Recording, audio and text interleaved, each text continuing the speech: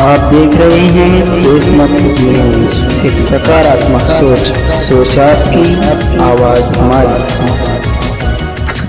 और आप देख रहे हैं देशमत न्यूज।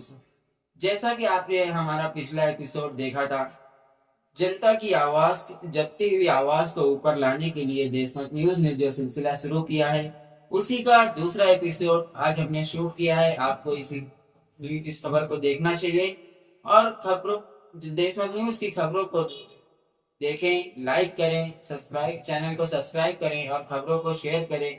इस सिलसिले को आगे बढ़ाने के लिए हमारा हौसला बढ़ाएं और आप देखते रहें देशमत न्यूज, एक सकारात्मक सोच, सोच आपकी, आवाज हमारी। जय हिंद। हमारे घर में कोई घटना होती है तो हम सबसे पहले किसको पकड़ेंगे? सबसे पहले तो चौकीदार को पकड़ेंगे ना, कि तुम कहां थे, क्यों ये घटना हो गई तुम्हारे रहते हुए, किस लिए तुमको रखा था। लेकिन यहां नहीं ऐसा हो रहा है। यहां जो है कहते तो हैं कि हम चौकीदार हैं, लेकिन चौकीदारी अगर की गई होती, हाँ, चौकीदार अगर अपने काम में पक्का होता है तो उसके ऊपर आक्रमण करके उसको कोई मार दे, लेकिन फिर कहा जाता है कि इस चौकीदार ने अपना निभाया। यहां तो कुछ पता ही नहीं है, कोई लड़ा ही नहीं उनसे, किसी ने उनको रोकने की कोशिश ही कहीं नहीं की। वो आए, घटना की, आराम से चले गए, कहीं पर उनको कोई बाधा नहीं है। कहां है चौकीदार? और चौकीदार के बारे में चर्चा ही नहीं हो रही है। अब कह रहे हैं हम उनको सबक सिखा देंगे, हम ये कर देंगे, हम वो कर देंगे। पाकिस्तान की धरती से आए थे। अरे भाई, पाकिस्तान की धरती से आए थे, इतनी जल्दी कैसे पता चल गया आपको? और अगर इतनी जल्दी आपको पता चल जाता है तो घटना के पहले क्यों नहीं पता चल गया? और दूसरी बात यह है कि अगर पाकिस्तान से आए तो पाकिस्तान के खिलाफ अच्छी तगड़ी कार्रवाई करिए। आप कह रहे हैं कि हम सिंधु नदी का जल रोक देंगे। आपके पास जल को रोकने या उसको डाइवर्ट करके अपने ही यहाँ, अपने ही देश में रख लेने का कोई उपाय ही नहीं है। हमने विशेषज्ञों से पूछा कि अगर हम सिंधु नदी का जल पाकिस्तान में जाने से रोकना चाहते हैं तो हमारे पास क्या व्यवस्था है? उन्होंने कहा हमारे पास कोई व्यवस्था नहीं है। अगर हम आज से शुरू करें कि ऐसी व्यवस्था हम बना लें तो पैसा कितना लगेगा वो तो अभी पूछिए ही मत। अगर पैसा पर्याप्त दे दिया जाए, पैसे के कारण एक दिन भी काम ना रुके, तब भी 20 साल लगेगा, तब हम सिंधु नदी का जल रोक पाएंगे। तो ऐसी परिस्थिति में हम ये कह दे रहे हैं कि हम सिंधु नदी का जल रोक लेंगे। और टेलीविजन के एंकर हमने सुना, वो कह रहे थे बूंद बूंद के लिए तरसेगा पाकिस्तान, एक गिलास शुद्ध पानी नहीं मिल पाएगा, खेती नष्ट हो जाएगी, बिजली नष्ट हो जाएगी, ये हो जाएगा, वो हो जाएगा। गजब बता रहे थे, ऐसा लग रहा था कि जैसे प्यास तो लग ही गई पाकिस्तान को। और इधर विशेषज्ञ बता रहे हैं कि हमारे पास पानी को रोक लेने का कोई उपाय ही नहीं है। नमस्कार दोस्तों, सबसे पहले आप ये वीडियो देखिए, इसके बाद मैं अपनी बात शुरू करूंगी। मूर्ख दिवस बाकी दुनिया के लिए होगा, भारत में तो मूर्खता का दशक चल रहा है भैया।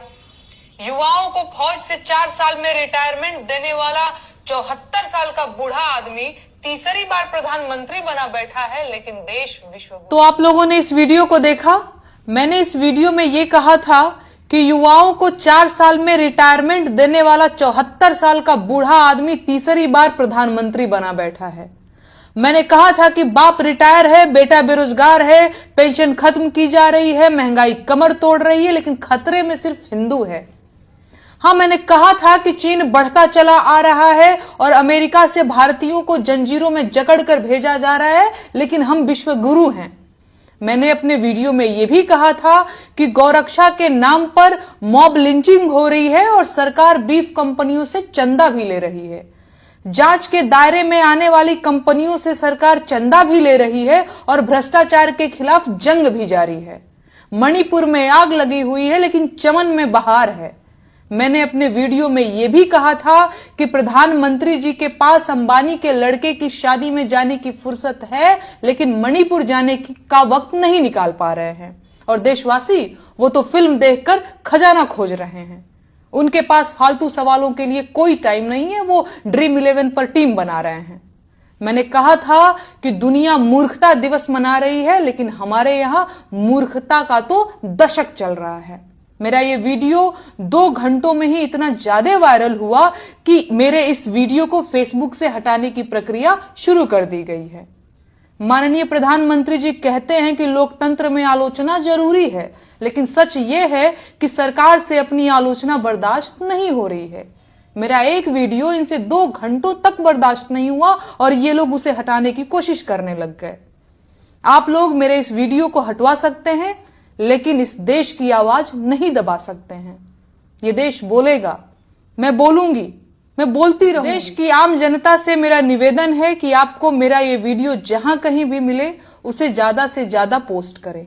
आपको मेरा ये वीडियो मेरे ट्विटर अकाउंट पर भी मिल जाएगा, आप वहां पर भी इसे देख सकते हैं, उसे कॉपी कर सकते हैं, उसे शेयर कर सकते हैं। सरकार से अपनी आलोचना बर्दाश्त नहीं हो रही है, लेकिन सच्चा नागरिक वो है जो सरकार को आईना दिखाए। जय हिंद।